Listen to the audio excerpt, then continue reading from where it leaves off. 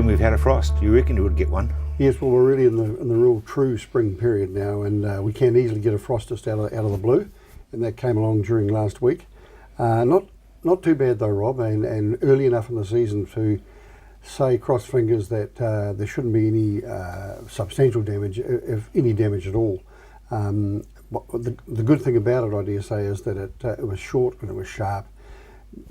Coldest I've heard were minus 1.3 degrees, generally around 0.5 degrees, and around about an hour and a half, close to the morning. So it's those ones that start at 9 o'clock in the evening and may only still be minus 1.5, but go the whole night. They're the ones that really do deliver the damage.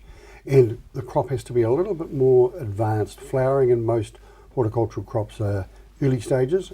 Some of the earlier, like apples and pears and those sort of things, they are in the critical stage. But that frost, it has to get right in that stamen, and if it burns the stamen out, the blossom is useless. It's burnt out. So I don't think we're seeing that at this point in time. And of course we're back to easterly conditions and rain. Well, you wanted some moisture, Jim. Well, we did, and we still haven't got the moisture we really want when the places we really want it. Nelson, Marlborough have had around, especially Nelson have had around 100 millimetres of rain in the last five days, over the last 5 days. Hawke's Bay, not too much different. But Canterbury, Mid-Canterbury, North Canterbury, I've heard ranges from 30 mils, which is good, down to 20 mils, down to sort of 10 mils. So another sort of 30 mils in another week's time in the greater Canterbury area would be really, really helpful. It seemed quite coastal. Yeah, it was quite coastal, and I mean, things are growing. There's no doubt about that. The lawns are getting away, and everybody's having to work hard in the garden and all that sort of thing. But out in the crops, where you get a lot more exposure to cold or extreme weathers, things are being a little slow again. I still believe we're pretty much on time with the various crops we look at in horticulture. Vegetables are starting to move quite rapidly now. And they can be a real problem, because if it really stays warm, if it goes warm and stays warm for 10 days or so, for brassicas especially, cauliflower, cabbage, the like, they can actually bolt.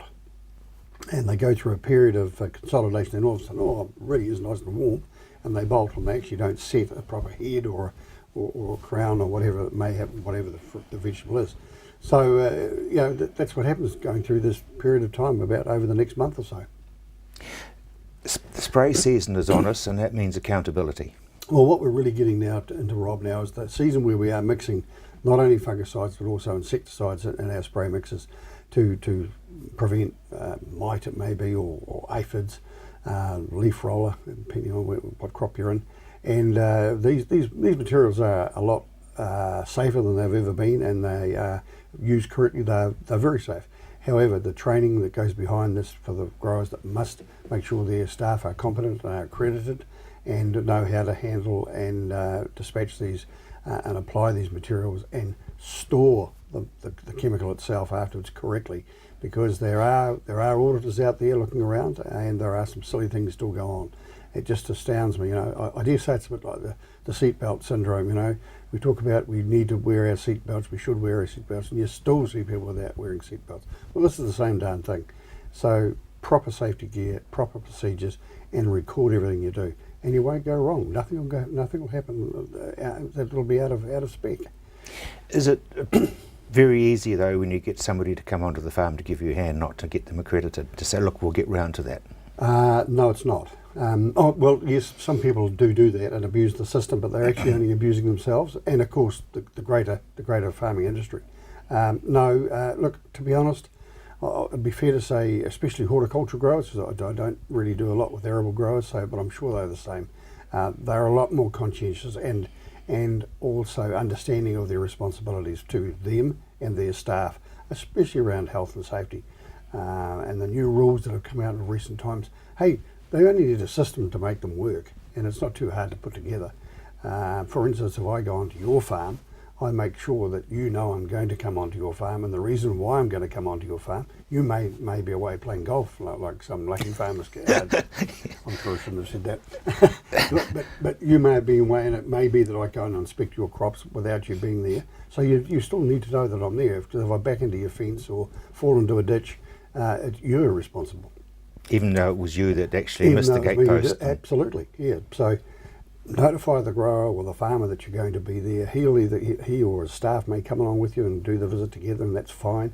If for instance, the farmer is absent, I always text them to say I've now left your property, and they can have a look at it. It's 4 o'clock in the afternoon or whatever it is, and they know that I'm off the property, and everything's been fine.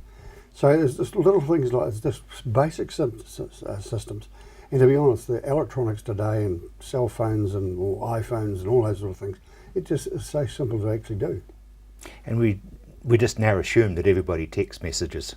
Yes, well, text message actually seems to be the best way to communicate, because one, you don't have to answer it, but at least you've got a record of what's been said, and there's no misunderstanding can happen. Even if a telephone conversation, there can be a misunderstanding. So, and when we're talking about the responsibilities of various things in human health and welfare, well, things have got to be right. It's quite pretty simple, really. Springtime, what are the pests we should be looking at? At the moment, there's throughout most horticultural crops, especially apples, stone fruit and bush fruit, mite, two-spotted mite especially, really ugly heads at the stage of the year. Easy to control, and providing you don't apply a miticide over your flowering period, because that's toxic to bees.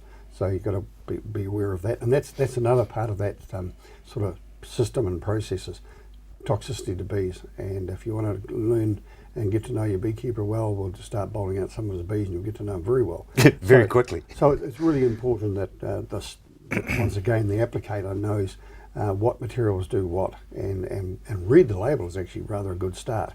Believe it or not, read the label. Well, if all else fails. But so then the leaf roller, they start to come in very shortly.